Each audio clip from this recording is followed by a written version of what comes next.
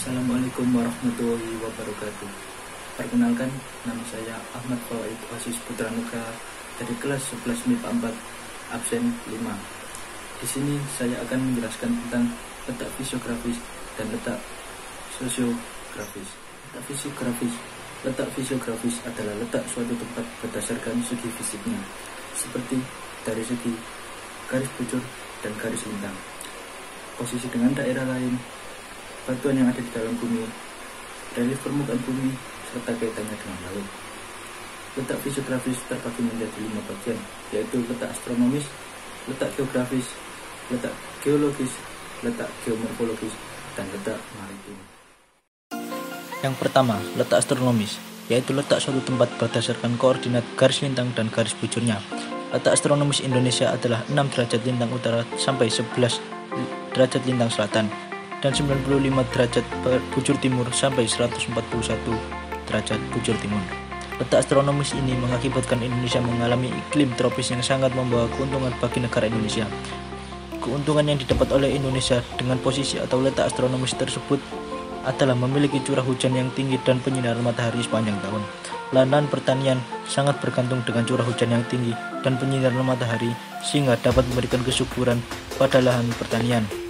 Dengan demikian, memiliki nilai ekonomis yang tinggi. Selain itu, wilayah Indonesia juga banyak terjadi penguapan sehingga kelembapan udara cukup tinggi. Hal ini sangat menguntungkan bangsa Indonesia untuk bercocok tanam ataupun beraktivitas dalam segala bidang untuk memenuhi kebutuhan hidupnya. Batas wilayah Indonesia berdasarkan letak astronomis yaitu sebagai berikut. 1. Wilayah Indonesia paling utara adalah Pulau WE yang terletak 6 derajat lintang utara.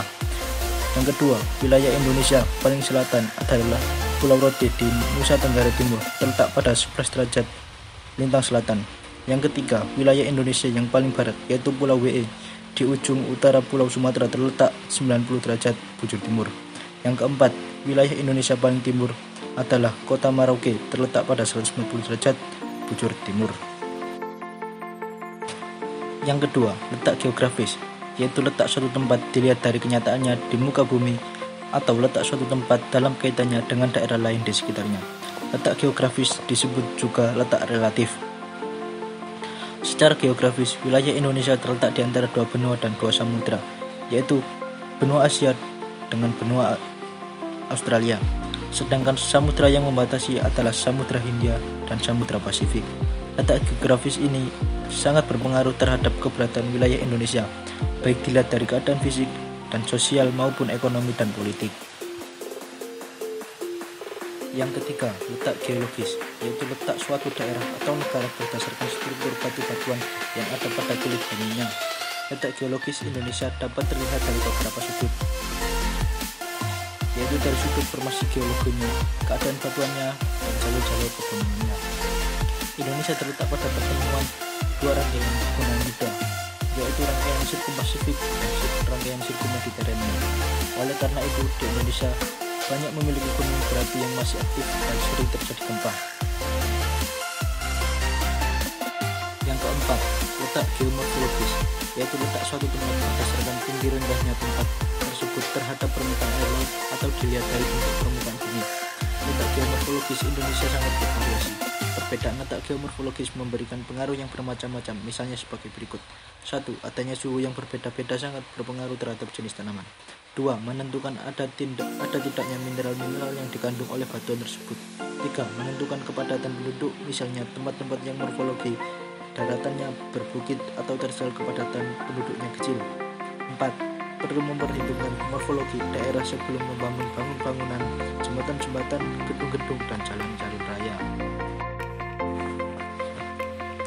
Yang kelima, letak maritim, yaitu letak suatu tempat ditinjau dari keadaan kelautan di sekitarnya, yaitu apakah tempat itu dekat atau jauh dari laut, serta apakah sebagian atau seluruhnya dilingkungi oleh laut, dan sebagainya. Letak maritim atau letak kelautan Indonesia sangat baik sebab wilayahnya yang berbentuk kepulauan dikelilingi oleh 3 lautan besar, yaitu bagian timur Indonesia berhadapan dengan Samudra Pasifik, bagian selatan Indonesia berhadapan dengan Samudra Hindia, dan bagian utara Indonesia berhadapan dengan Laut Cina Selatan. Letak maritim yang demikian tentu saja membawa akibat yang baik bagi Indonesia. Misalnya, agar misalnya usaha atau kegiatan di bidang pelayaran, perizinan, serta pelabuhan di wilayah Indonesia menyebabkan Indonesia mempunyai potensi ekonomi besar untuk dikembangkan dan Indonesia mempunyai posisi penting dalam percaturan politik dunia. Indonesia membuat peraturan yang jelas dan tegas mengenai batas wilayah perairan laut Indonesia agar bahaya-bahaya yang mungkin timbul dapat dicegah. Indonesia menganut persetujuan hukum laut internasional yang telah disepakati pada tahun 1982. Wilayah perairan Indonesia meliputi batas laut teritorial, batas landas kontinen, dan batas zona ekonomi eksklusif. Yang pertama, batas laut teritorial adalah suatu batas laut yang ditarik dari sebuah garis dasar dengan jarak 12 mil ke arah laut. Garis dasar adalah garis khayal yang menghubungkan titik-titik dari ujung-ujung terluar pulau di Indonesia. Laut yang terletak di sebelah dalam garis dasar merupakan laut pedalaman. Di dalam batas laut teritorial ini, Indonesia mempunyai hak kedaulatan sepenuhnya. Negara lain dapat berlayar di wilayah ini atas izin pemerintah Indonesia. Yang kedua, batas landas kontinen adalah dasar laut yang jika dilihat dari segi geologi ataupun geomorfologinya merupakan kelanjutan dari kontinen atau benua. Kedalaman landas kontinen ini tidak lebih dari 150 meter. Batas landas kontinen diukur mulai dari garis dasar pantai ke arah luar dengan jarak paling jauh adalah 200 mil. Kalau ada dua negara yang bertandingan menguasai laut dalam suatu landas kontinen dan jaraknya kurang dari 0 sendiri, batas kontinen masing-masing negara ditarik sangat jauh dari garis dasar masing-masing. Kewajiban negara ini adalah tidak mengganggu lalu lintas pelayaran damai di dalam batas landas kontinen. Yang ketiga, batas zona ekonomi eksklusif atau ZII. Pada tanggal 13 Desember 1957, pemerintah Indonesia mengeluarkan deklarasi yang dikenal dengan nama Deklarasi Juanda yang melahirkan wawasan Nusantara. Di dalam deklarasi itu ditentukan bahwa batas perairan wilayah Indonesia adalah 12 mil dari garis pantai masing-masing pulau sampai titik terluar. Tanggal 21 Maret 1980, pemerintah Indonesia telah mengeluarkan batas zona ekonomi eksklusif atau ZII Indonesia sepanjang 200 mil. Diukur dari garis pangkal wilayah laut Indonesia, zona ekonomi eksklusif atau ZII adalah wilayah laut sejauh 200 mil dari pulau terluar saat air surut. Pada zona ini Indonesia memiliki hak untuk segala kegiatan eksplorasi dan eksploitasi sumber daya alam di permukaan laut, di dasar laut, dan di bawah laut, serta mengadakan penelitian sumber daya hayati atau sumber daya laut lainnya. Letak sosiografis adalah letak suatu tempat ditinjau dari sosiokulturalnya, seperti segi ekonomi, segi politik, dan sebagainya. Dibagi menjadi dua bagian, yaitu letak ekonomi Indonesia dan letak sosiokultural Indonesia. Yang pertama, letak ekonomis Indonesia. Letak ekonomis adalah letak suatu negara ditinjau dari jalur kehidupan ekonomi negara tersebut terhadap negara lain. Letak ekonomis Indonesia sangat baik, sebab terletak antara benua Asia dan benua Australia, ditambah dengan beberapa tempat di sekitar Indonesia yang merupakan pusat lalu lintas perdagangan, misalnya Kuala Lumpur dan Singapura.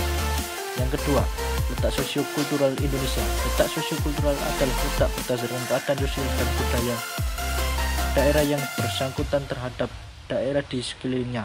Indonesia secara sosiogeografis kultural terletak di perempatan jalan antara benua Asia dan benua Australia yang terdiri dari berbagai bangsa.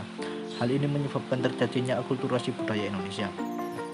Secara sosiokultural, Indonesia mempunyai banyak persamaan umum dengan negara-negara tetangga. Misalnya, sama-sama merupakan negara sedang berkembang, sama-sama sedang menghadapi masalah ledakan penduduk, sama-sama berlandaskan kehidupan beragama, sama-sama bekas negara jajahan, dan sebagian besar penduduk yang mempunyai persamaan ras. Melihat kondisi-kondisi sosial tersebut, tidak mengherankan apabila bangsa-bangsa di Asia pada umumnya dan Asia Tenggara pada khususnya berupaya memajukan masyarakat dan memperbaiki keadaan sosiokulturalnya. Adanya kerjasama dengan kontak sosial ini dapat dilihat dengan dibentuknya ASEAN Games, dan sebagai bentuk kerjasama lainnya. Sekian materi yang dapat saya sampaikan. Mohon maaf apabila ada salah. Semoga bisa bermanfaat bagi kita semua. Wassalamualaikum warahmatullahi wabarakatuh.